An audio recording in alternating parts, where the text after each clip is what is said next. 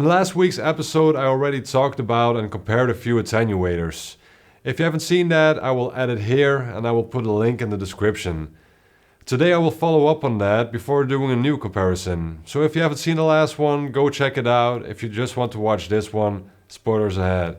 Last time I checked out 4 different attenuators, all at a level of -9 decibels of attenuation. Head to head, the Bugera PS1 and the Holley Benton PA100 fell a bit flat compared to the original sound. Only the Fryette Power Station and the Holley Benton PA250 went through to the finals. I thought that the Holley Benton PA250 was good for the price, especially compared to the other 2 cheap attenuators. Still, I didn't keep it. First of all, the LED light was indicating that I was overloading the attenuator, even though it should be able to handle 250 watts, and I was only putting 20 watts into it. That made me worry a bit more about the build quality. And next to that, it somehow cleaned up the sound from my amp.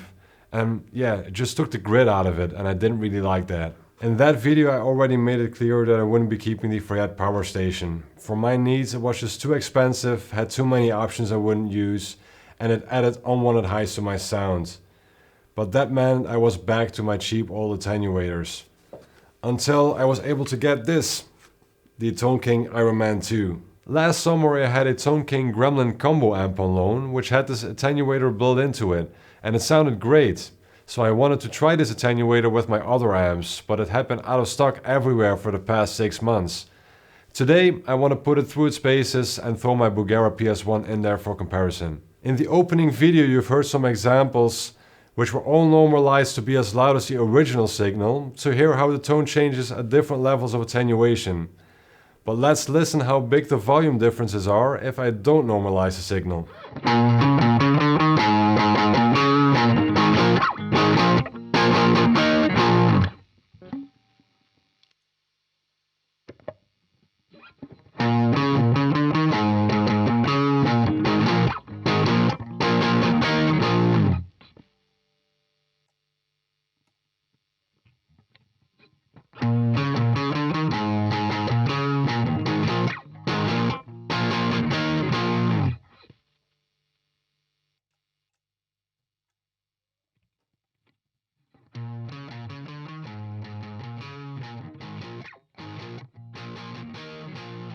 These are the 4 different volume levels I'll be using throughout this entire video. In the next parts I'll be normalizing them again, but you were able to hear the jumps in volume now.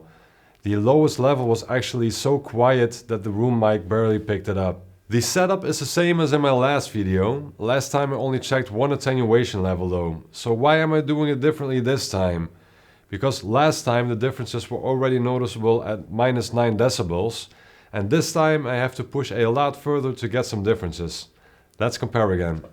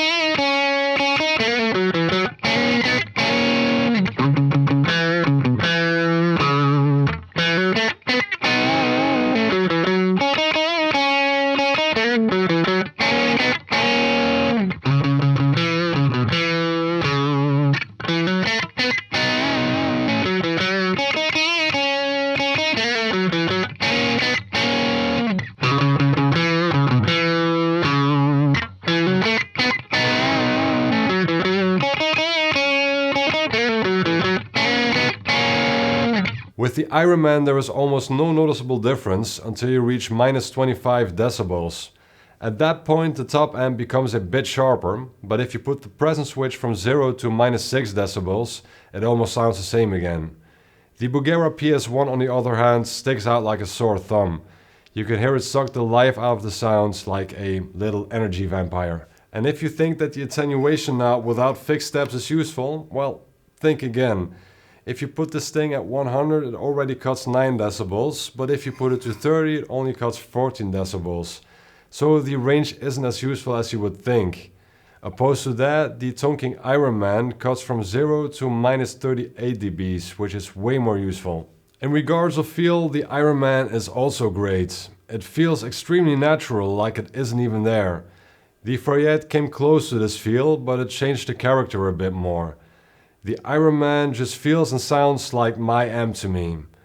And I'm also very impressed with how good it sounds at all different levels of attenuation, but the feel is something that you have to experience while playing it.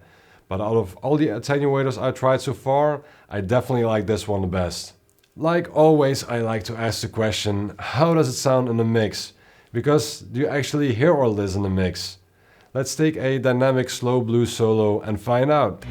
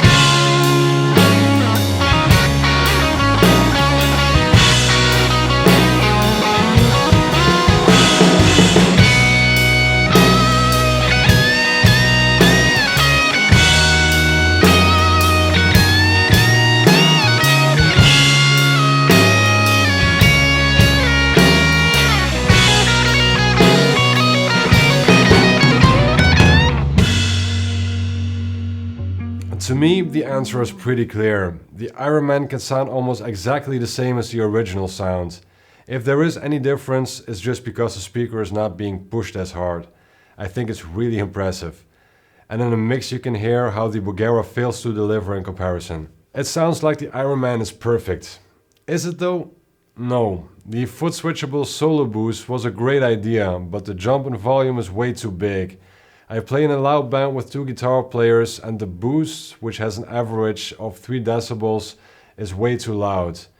It won't be useful to most players, which is a shame because the concept is really great. Still, I think this is the attenuator I'll keep and use from now on out.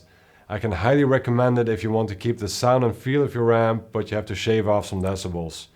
The experience of these 2 videos was a real eye-opener for me, because an attenuator can seem like quite an investment, but now that I've compared 5 of them, I can really tell the difference that they make.